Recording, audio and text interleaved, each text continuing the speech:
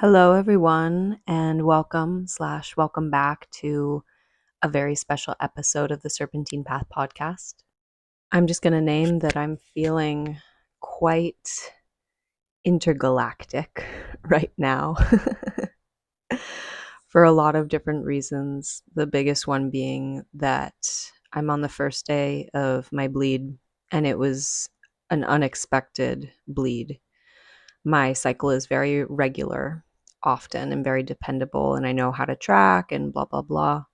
However, I recently started working with a wonderful homeopath that I'm going to have on the show. And so I've been taking some homeopathic remedies, many of which are working along the lines of like my sexual reproductive organs and all of the nice balance and homeostasis that I want to continue bringing into that part of my body. And because of that, a very normal thing that happens often when you start working with homeopathic remedies, especially ones that work in that part of the body, is that your cycle can get thrown off. And so my bleed is like 9 days late, and I had no idea when it was going to actually happen. And I was feeling really confused and weird and totally disoriented and almost like a little bit manic because I just didn't know what was going on with my hormones. I didn't know where I was at, and it was confusing. And I had a lot of energy, and then I was hungry and not hungry, and then I was super emotional, and I was like crying all the time. And then finally, this morning, my bleed came, and it feels very synchronistic because tomorrow is the 1 year anniversary / first birthday of the very first episode of the Serpentine Path Podcast. And it feels like a big cyclical ending and beginning, all kind of interwoven with my bleed.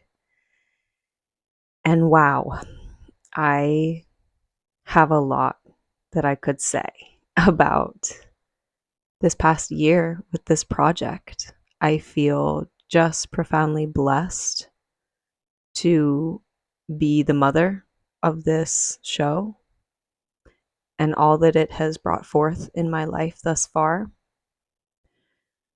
For those who maybe are newer listeners to the podcast or haven't heard the show from the beginning, or maybe aren't super familiar with me or my story, I started this podcast when I was still living in the Colombian jungle. And when I think back to wanting to even do a podcast, it predated that time. When I think back even to like my little girl self, I used to do this hilarious thing when I would go into the bathroom and I would pretend to be a talk show host, which is so funny because I didn't like watch talk shows as a kid. That like wasn't a thing. But I had wanted to do a podcast for a long time.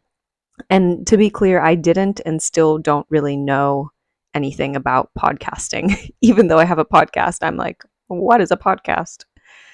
I really had no idea how to produce a show. I had no idea how to edit. I had no idea how to market it. Like, none of it. I was just like, oh, I think that I want to do a podcast. And when it really came forth was when I was living in the jungle, I would say June of 2024. Both of my elders, Abuelo Kerwin and Abuela Maria, had already passed. And I had a night where I went into ceremony alone for the first time. I had a big jug of medicine to drink. I was alone in the maloca in the ceremonial space with just my hammock and me and the fire and a candle and the altar. And I went in with a really clear prayer. I asked for a vision to understand what the ethos of this project was going to be. And there was so much that came through in that ceremony. It was actually really gentle medicine. And I remember being visited by Los Invisibles, like the invisible children of the forest coming through. And so many of the spirits from the jungle, the river, the trees, a lot of different plants, and so many ancestors from my own lineage, my blood lineage, my spiritual lineage coming through. And the two clear messages that I got in that little solo ceremony were, one, the song that came through for the opening of the podcast, and then this beautiful image. Actually, the image came before the song. Like, the vision that I got came before the song, and then the song came from the image, which was basically this golden snake weaving through all of these different territories and these different timelines and these different dimensions and these different realities. And the snake was following and being followed by these little golden footprints. And that's where the song for the podcast came, walking the serpentine path, following the footsteps of the ancestors. Like, that's where it came from. And so, yeah, I still didn't really know what that meant. I was like, okay, walking the serpentine path and following the serpent, the footsteps and making our way home. And I don't know what that means, but all right, let's do it. And then a lot changed in my life. I ended up going back to the States for a few weeks for my grandparents' joint funeral, which was really incredible because I was back home with my blood family and I was seeing so much of my extended family, and I was celebrating my grandparents' life and honoring their passing. And I had just been through this very intense portal of also witnessing my spiritual grandparents, Abuelo Kerwin and Abuela Maria, dying in front of me in the jungle, and going through this big turning of the wheel of losing all of my living elders. And that was fucking crazy. That was like, that I often say, that was really my initiation into understanding what traditional midwifery is, which is like womb to tomb care. I feel like I came into my deep desire and calling to be in service to birth and families and motherhood and just women's medicine in general because of the profound death initiation that I went through. And so I came back to the States for a little bit and was surrounded by both, my living ancestors, but then also the presence of my ascended ancestors, the ones who have passed on already. And things really just started falling into place really beautifully. My grandmother's Bible that she left me found its way into my hands. And I also found the pin of that snake with the turquoise on it that was left to me by my grandmother. And that became the emblem of the cover art for the show. And then I went back to the jungle and I was there alone for another 3 months. And I was living really alone in this part of the jungle that had like no internet, no Wi-Fi. I had very little connection to the outside world. I was living with a really wonderful elder and her family. My best friend was, this 7-year-old granddaughter who would come to the house every day and she would bead with me and she wanted to learn English and she would teach me kofan, and we'd go to the river and spend time with my jungle dogs. And, I was in this really isolated place in my life. My ex-partner and I were not together because he was visiting his family in France. And so I was just doing my thing in the jungle. And what came forth was like, okay, this is the time to birth this podcast. I have all the time in the world.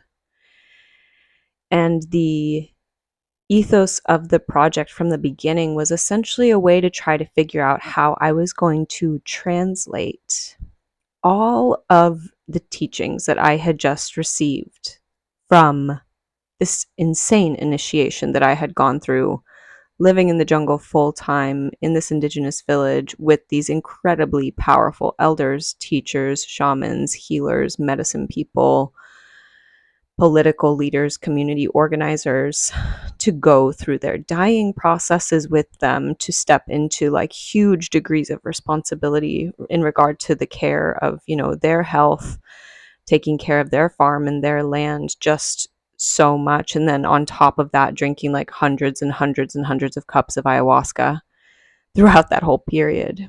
And I was like, okay, like, what am I going to do with all of that? I can't just leave that floating in space. I was obviously given these teachings for a reason. And so how am I going to integrate this into my life?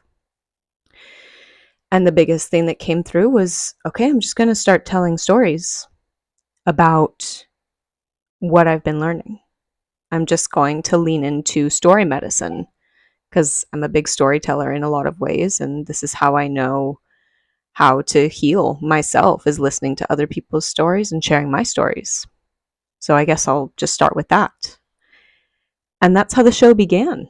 I just started talking about what my path had led me to and the teachings that I had been given by my elders and the transformation that occurred within my heart, within my body, within my spirit, the transformation that occurred within my perspective of what is my place in the world and what is the point of all of this and what are we even doing on earth, and what are the original instructions that we were given. And so that was the initial impetus behind the show, was to learn how to essentially be that cultural bridge between the two languages, the two worlds. And it was very exciting and very challenging, and continues to be exciting and challenging to try to figure out how to put into words such a different worldview and to try to explain in a way that people in the Western world who will most likely never, ever, ever go to the jungle or even ever drink a cup of ayahuasca, like, to try to put words to my experience has been a beautiful challenge. It's also been a beautiful challenge for me to learn how to speak in a really responsible way, to understand the weight of my words and the consequences of what I'm speaking into existence. I've always been, actually, that's a lie. I have not always been hyperverbal in the way that I am now. I was actually very nonverbal, probably up until when I turned 20 or something like that. I had a lot of blocks actually with my verbal expression. It's why I was a dancer for so long, because that was how I learned to communicate and how I learned how to feel things in my body and express emotion. And it took me a long time to learn how to use my voice. And then when I did finally learn how to use my voice, it was huge pendulum swing to the other end of the spectrum, just word vomit everywhere all the time. No true ability to conceptualize how much weight my words had and actually how much damage and harm they could cause, and actually also to how much beauty and light they can bring when used responsibly. And so this project has been a big teaching in that, the medicine of the word, the sharing of the word. What was fascinating was that, the first probably, 13, 15 episodes were all solo episodes. And they were all just me telling a lot of my own stories.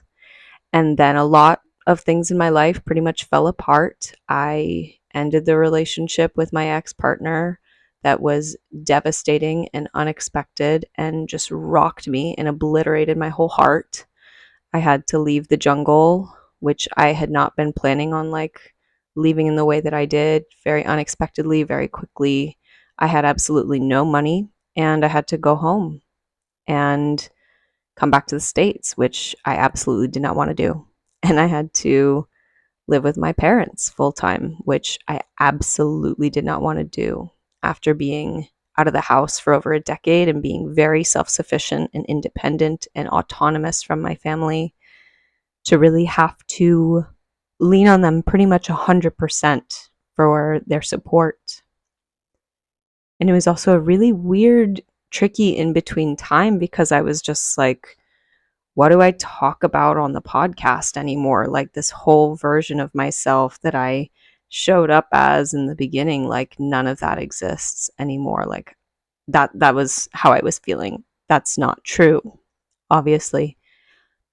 But that was kind of this weird place. I was no, I'm the jungle girl and I share the jungle stories. And this is why people care about, what I'm talking about, because it's so different and it's so yeah, out there. And now what? I'm living in like rural Pennsylvania, like working a service job at a restaurant and like sleeping in my parents' basement on an air mattress. Like, what am I doing? And what stories do I have to share right now? And the beautiful thing that happened was that that's exactly when the show actually expanded.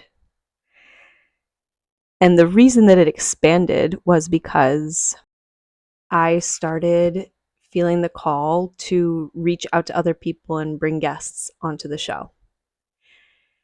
And the reason for that was because I had all of these ideas of episodes that I wanted to do. And I realized that I was not actually the perfect person to talk about it. And so, for example, one of the very first guest episodes that I did the first guest episode that I did was with my ex-partner Vincent. That was a really beautiful episode that I do want to keep on the show because it was very special. But the next guest episode that I did was with my dear friend Ana del Amor. That was all about veganism and vegetarianism. And starting to eat meat again. And it was an episode that I had actually already pre-recorded, a solo episode, and I listened back to it and I was like, this isn't it. This isn't it. I don't know why, but this isn't it. And I reached out to Anna and I was like, hey, you want to come on the podcast and talk about this? And she was like, ooh, it's an edge and like I feel like I should. Let's do it. And so it just started like that. I started reaching out mostly to like my girlfriends. I started reaching out to the women in my life who had incredible stories and who had a lot of medicine to share. And I was like, hey, you want to come on the show? And they were like, yeah, I mean, I don't know what I would talk about, but like, sure, of course. And so that's how it started in the beginning was I was just asking the women in my life to come and be in conversation with me, to basically have like the conversations that we already have on the phone privately, but like in public. Because I was like, whoa, I have such cool conversations. I want these conversations to be heard by more people. Not in like an egotistical way, but in a way that I would come out of these conversations with my girlfriends feeling so nourished, like deeply, deeply nourished by the soul recognition that was being offered in our back and forth. And I was like, I really think that there's something here that other people could benefit from. And so I'm gonna bring this forth. And then I started learning under all of these amazing women and these teachers and these midwives and these female reproductive health specialists. And I was like, oh, I want them on the show too. And so I just started asking my teachers, hey, do you want to come onto my podcast? This is the ethos. This is what I'm thinking about. We could talk about whatever you also want to talk about. Please come on. I want you to speak on things that light you up. I want you to be able to really expand on your work. I want this to also be an opportunity for you to like get your message and your offerings like even further out into the world. This is a platform also for you to share your story, your ethos, your path, what you orient to. And so then the co-creation continued to expand in that way. And then I also started reaching out to people that I didn't really have connections with personally, but whose work I had been following for a while, and just like took a leap of faith and invited them onto the show. And they were super open. And it just continued on like that from there. And it started gaining momentum and people listening to it from very different walks of life, people who I totally wouldn't expect to be interested in what it is that I was sharing. And then something super interesting started happening, actually.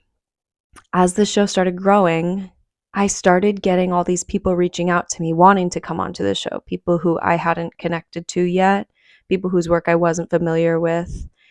And a lot of them were asking about, like, hey, I do infrared sauna work, or like red light therapy, or stem cell regeneration. And I'd love to come on the show and talk about how that's so good for ancestral healing. And I was like, wait, is that what the podcast is about? Like, I don't know what the podcast is about. And then I was like, wait, do I have a health podcast, like health and wellness podcast? Is that like my brand? You know, quote unquote, is that my brand? And I was like, no, that's not what I'm doing. And that's not the direction that I want the show to go to, even though I'm flattered that it is receiving um, interest and attention from people. That's not what this is. And so I originally scheduled a couple of interviews with those people. And then I had to get a little bit clearer and a little bit also protective around the space of what this show actually is, and to reorient to understand, go back to like the kind of beginning ethos of the project, which is this is a storytelling project. And initially it was just my own stories, but it has grown to something so much bigger than that, because also my stories are not just my stories. My stories are also the parts and pieces of all of the people who are involved. And to recognize the responsibility to really steward and guard that essence of the show, like what it was birthed into the world to be, and to allow it to expand, but not to get off track. And so then I canceled all those interviews, and I just said to them, hey, you know, I actually only bring on people who I already have a deep relationship with. I'm familiar with their work. I feel like it's aligned with all the things that I'm already speaking to, or like expanding upon things that I'm already interested in and that the podcast already interweaves. I don't have any personal experience with what you're sharing. And so it feels dishonest to bring you onto the show, because another big principle that I have for myself, for my work, for this show, for my writing, for any of the other offerings that I'm dreaming of birthing into the world within the next few months and few years, is that it's really important for me to only ever speak from my lived experience. And so, with that being said, no, it's not going to be a good fit at this moment in time. Thank you for your interest. And when I got really clear with that, I was then brought into conversation with more and more people who I was like, oh, they'd be awesome for the show. Ooh, I love bringing them onto the show. Oh my gosh, like how have I never thought about bringing them on? I need to bring them on. And it just keeps growing from there. And I have so many interviews lined up for the next few months, a lot of projects with the show. I'm seeing it expanding into directions that I really didn't expect and that I'm totally game for. And it's been such an incredible process, mostly because like I'm getting a little bit of an understanding of what it is to be a mother, because this project, although it is my baby, like it really has its own dharma to live, for lack of better terms, like that I actually don't know what the dharma of this show is. I am at this point where I'm like, okay, like I am the mother of this project. I am the steward. I am the guardian. I am the person who caretakes it. I'm the editor. I'm the interviewer. I'm the scheduler. I'm the marketer. Like I do everything with it. And also, this show really has a life of its own. And as the mother of this project, my work is to create the container and the framework for the show to grow, to be nourished, to be nurtured, and to be whatever the fuck it wants to be. Just like when you have a kid, you know? And so, with all of that being said, there is a lot of transformation that I feel wanting to come forth with the project. There are many different avenues that I feel it's eventually going to move into. I'm not going to speak too much to that, because there is a really wonderful Buddhist teaching that's essentially like, if you want to do something, don't talk about it, just do it. Because the more that you talk about it, the less likely actually you are to do it. So I'm not going to talk about the things that I'm not ready to do yet. But one avenue of the show that I am ready to start birthing into the world, I've already kind of started doing it, and it'll be coming up very quickly, is that when I was in Oregon 2 weeks ago, I was there with one of my wonderful teachers and past guests, Kidisashe, and all of these incredible women from the Holy Well space, which is both online and in person. I would say like medicine woman training in so many different capacities, but really like women's health and women's liberation work at the deepest cellular core level. I was at this breast, belly, and pelvic bodywork training with her and two other teachers who are coming on to this show, Naima Pierce and Prairie Wolf. And I went through this very intense experience receiving pelvic bodywork that I'm going to do a whole episode on. But after the fact, I realized how much I've actually been holding back, which, if you can believe it, I actually have many crazier stories that I could tell you guys. I share a lot of crazy stories on the podcast, but my life is objectively pretty fucking insane. I have objectively insane stories, ones that like you would not believe that this has been my life. And I haven't shared so many of them for a lot of reasons. And while receiving this pelvic body work, I was just like, wow, okay, time to like stop blocking my creativity in this way, time to stop blocking my blessings, time to stop blocking my work. I really actually have to show up in much more fullness.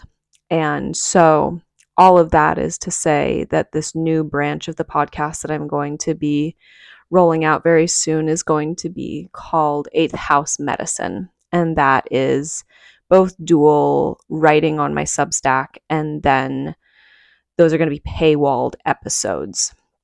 The reason that they're going to be all paywalled is because I am going to be getting into a lot of topics of eighth house medicine, which, for anybody who's familiar with astrology, it is much more kind of dark and shadowy and taboo stuff, talking about sex, talking about death, talking about karmic debts, altered states of consciousness, the unseen realms, all of that stuff.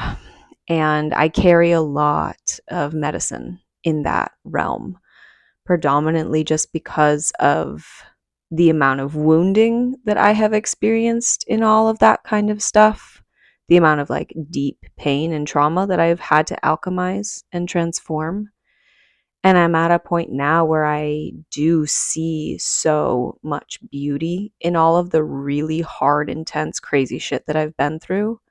And I know that it's time to bring that forth so that others can see that it is possible to go through that kind of shit and still live joyfully and joyously and with your light still intact. And so that is going to be the next part of the evolution of the Serpentine Path podcast. So if you want a little taste of what that new umbrella of the show is going to be offering, I'm going to link in the show notes a recent essay that I wrote called Sexual Hooks: Why Our Vaginal Tissue Memory Makes It So Damn Hard to Get Over an Ex. That is a paywalled piece, but I would say at least half of it is available to read in a free preview. And if you want to upgrade to paid, you can see all of the content that is behind paywall. Next week, I'm going to release one free episode, like one non-paywalled episode about the psychedelic nature of pelvic bodywork. I'm going to talk about this absolutely insane experience that I went through when I was in Oregon of both giving and receiving pelvic bodywork, and the straight up like time travel that I experienced while going into my vaginal tissues.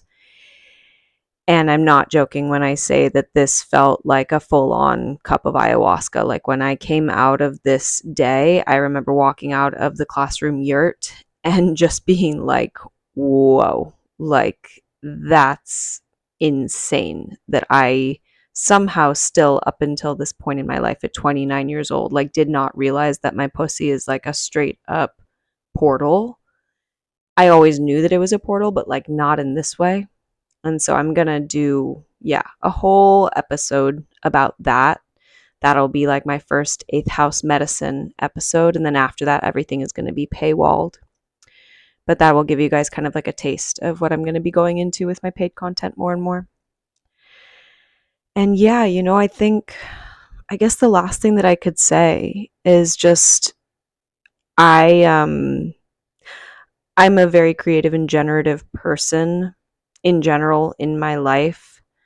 Most of that is because I've done such deep work in healing a lot of my blockages in my womb space, blockages that come from a lot of medical interventions and a lot of illness within my, sexual reproductive organs. A lot of that comes from healing like so much of the sexual abuse that I've experienced in my life and like clearing out all of the gunk so that I can really access my creative life force energy. A lot of that comes from just like my deep respect for the laws of nature and doing my absolute best to like live in alignment in whatever way that I can. And so much of that really comes from deepening into the medicine of womanhood, women's medicine, women's work, women's wisdom. However, it is interesting, I'm a very generative person, and yet I have never had a project. And I would say I consider this podcast very much like an artistic project.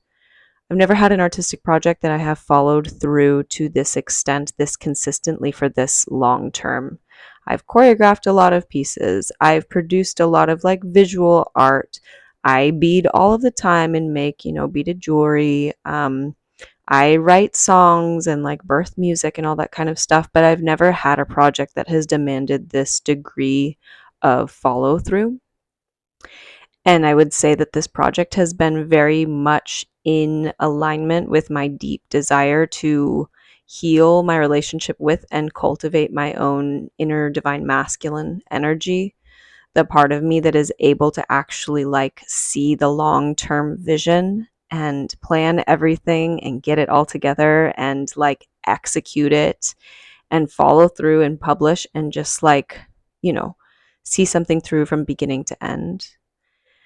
And so I want to really honor the masculine part of me that has like held it the fuck down in this process, like meeting that inner warrior that I have that has been really holding it down for the juicy vitality and like feminine energy to come forth of all of the creativity that's like always spilling out of me, to give it a clear structure, to give it a clear direction, to give it a clear orientation. Like all of that has actually been my work with the masculine.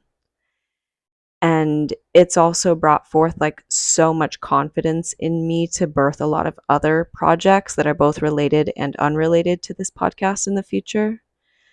And so I think that I will just end by saying, like, if there's anything that I can be grateful to this project for, it's bringing realignment and rebalancing back into my own sense of internal union between the masculine and the feminine that I hold within me, because that is what has brought forth this show, especially in the moments where things felt overwhelming or stressful or confusing or like I had lost the thread. It was really my inner masculine that was like, come on, babe, like get back on track.